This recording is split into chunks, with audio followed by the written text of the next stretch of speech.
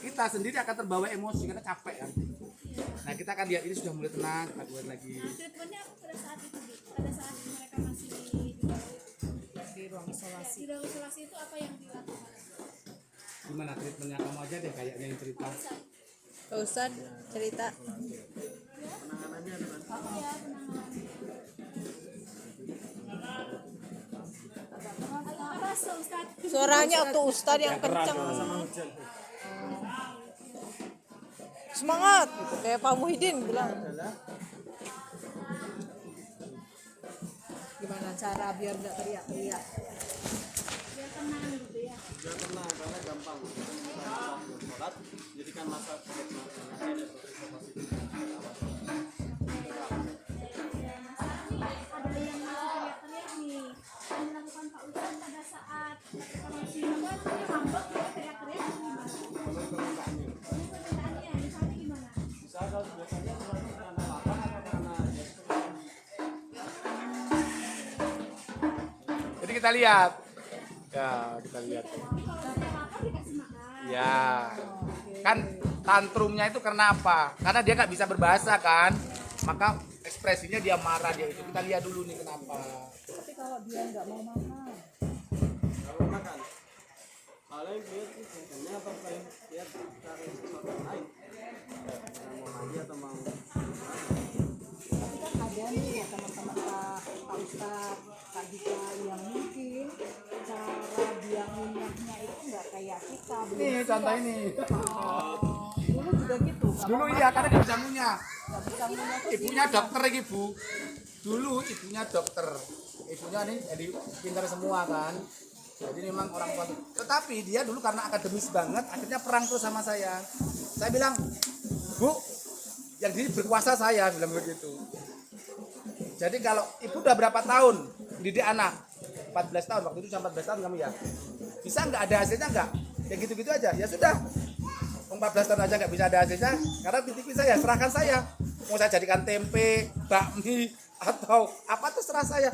Lu gimana tahu Ustadz, anak saya kok mau jadikan makanan? Ya terserah saya lah kan gitu. Kan gitu. Dia belum nyambung pada saat itu. Maksudnya gimana Ustadz? Maksudnya adalah dia akan menjadi makanan yang enak dimakan. Kita belum tahu dia itu sebetulnya tahu apa tempe. Ini harus melalui asesmen yang panjang gitu loh. Kalau dia itu sebetulnya bahan tempe, jenengan minta ayam yo stres saya, nggak bisa. Untuk dia tuh tahu apa maka serahkan sama saya. Kan gitu. Kayak gitu. Tapi awal mulanya Abi gimana cara ngajarin dia makan? Paksa. Dia pakai gitu. Jadi dulu itu ya kalau nggak mau apa namanya makan langsung kita paksa buat ini disuapi. Tapi kalau setelah terbiasa, alhamdulillah udah bisa sendiri. Sampai perut lu gimana dulu? Buncit Sampai bisa jalan enggak? tidak bisa. Kapok. Betul itu betul. Karena dipaksa. Ya, gimana? Karena biasanya kan terpenuhinya dia disuapin anak mami. Di sini kan enggak ada. Akhirnya kan masuk penyakit luar biasa. Kita coba terus. Akhirnya dia mencoba ya, kita bantu untuk memunculkan motivasi, akhirnya bisa. Nah, dan di sini makanya kalau di sana kan jalan masuk tadi Ainul Yakin bukan tempat penitipan dan pembuangan. Kejam banget itu. Maka sesi pertama yang diterapi orang tua, bukan anaknya. Ngeri tuh Bu, tanda tangan kontrak Bu. Karena memang Masya Allah, yang problem tuh orang tua bukan anak. Kalau anak kan nggak mau. Iya kan? Problemnya itu kita disetir-setir. Loh ini bahan tahu kok minta Ayam. ayam nggak bisa. Tapi saya akan buat dia tempe yang lezat. Wah, kan enak. Yang nanti ada harganya. Sekarang kan nggak tahu nih mau diolah seperti apa kan? Sekarang Masya Allah. Kak Dika pengen pulang nggak? Enggak, saya tidak memikirkan orang tua.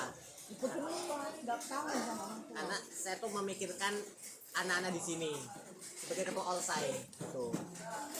Dakwah Bu. Jadi di situ dakwah. Lah, oh ini Habib. Habib, kamu berapa Jos? 8 Umurmu berapa? 22 tahun Aduh gimana? Habib aslinya mana? Boleh dites. LMC Cilengsi, Bogor. Bu kayak gini Bu, Di sini anak-anak apa yang itu, Bu. dirasakan? Sampai udah lepek-lepek kayak gini enggak. Tapi ya kita biarin aja. Coba. Habib namanya Habib. Apa yang dirasakan Habib di sini? Senang. Apa yang membuat Habib senang di sini? Kita Enggak betah. Ah. Katanya enggak betah. kita Enggak. banyak batangnya ya. Ketahuan. Banyak pocong. Itu apa? Mana pocong? Ada Emang Habib pernah lihat? ada bohongan. Oh, bohong itu. Bercanda ya? Setiap anak tuh punya potensi masing-masing Bu. Nah, kita mencoba mengarah ke sana. Saya meyakinkan bahwa jangan memaksa. Tapi ini kalau ini anak potensi, saya akan paksa dia. Kan gitu. Karena kalau nggak dipaksa dia nggak akan muncul. Tetapi kalau ini bukan nggak ada potensi, sudah kita biarin. Dulu Abing bisa lihat bahwa dia punya potensi itu dari apa? Basicnya, Dari asesmen. ya saya kan basicnya kan psikologi Bu. Iya, maksudnya bisa melihat punya potensi nih gitu. Padahal waktu Dika di sini kan belum bisa Kan ada asesmen Bu. Jadi kita ada 6 asesmen. Yang pertama asesmen akademik. yang ini ya. Iya. Iya, asesmen Akademiknya Ainul seperti Yakin punya apa? programnya. Terus ada tes psikologinya seperti apa, sosialnya bagaimana, tes sosial, tes lingkungan, tes kesehatan, tes bina bantu diri, komplit kita. Kesehatannya apa aja? Ya, Kesehatannya apa aja? yang pertama kesehatan itu nanti meliputi kesehatan jasmani, terus kemudian kesehatan di bagian kepala, kemampuan untuk berpikir otaknya, terus mata, telinga, mulut, tangan, kaki, terus nanti sampai dia punya riwayat penyakit apa, detek itu nanti sampai sedetail itu Bu. Kerjasama di mana lagi? Untuk awal kami sendiri, untuk awal saya sendiri, terus kemudian tetapi nanti ada asesmen awal itu nanti biasa kita minta kerjasama dengan rumah sakit, terus kita juga biro psikologi di Uniji. Jadi kalau kita lihat nih, kalau dari wawancara dengan wali santri ada mencurigakan, kita minta lebih lanjut. Tapi kalau enggak cukup. Tapi nanti ada resiko. Contoh nih orang tua bohong. Dia sebetulnya ada kebocoran jantung. Ada apa dia pokoknya biar diterima. Kan di sini kan indiannya banyak banget Bu. Hampir 900 sekian. Itu 1000 sekarang daftar tunggu. Jadi tempat kami itu di sini itu Bu, jadi satu sudah mulai terkendali, masuk lagi, jadi enggak langsung banyak. Jadi enggak seperti sekolah ini banyak terima banyak gitu enggak. Ini jadi kami sudah bisa memahami anak. Yaitu anak sudah mengerti, terima lagi, satu lagi. Berapa lama ya tergantung.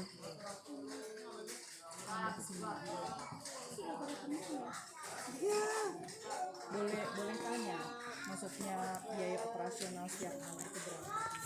Jadi tempat kita itu 50% berbayar, 50% gratis.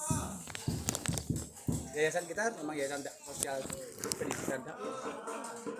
Jadi kalau macam-macam Bu, ada yang mampu 200, 500, ya ada yang 50% tadi gratis ya. Ada juga yang sampai paling tinggi ada yang 2 juta. Tapi saya selalu katakan, jenengan di sini gratis boleh, tapi jenengan punya teman-teman. Jenengan di sini masukkan di sini. Tanggung jawabnya apa? Ketika saya ada program, tolong bawakan proposal saya ini, ceritakan seperti ini, cerita lagi. Jenengan nggak punya apa-apa, tapi teman punya teman, sampai presiden temennya. Jadi nggak boleh nggak punya. Aku tuh nggak punya siapa-siapa.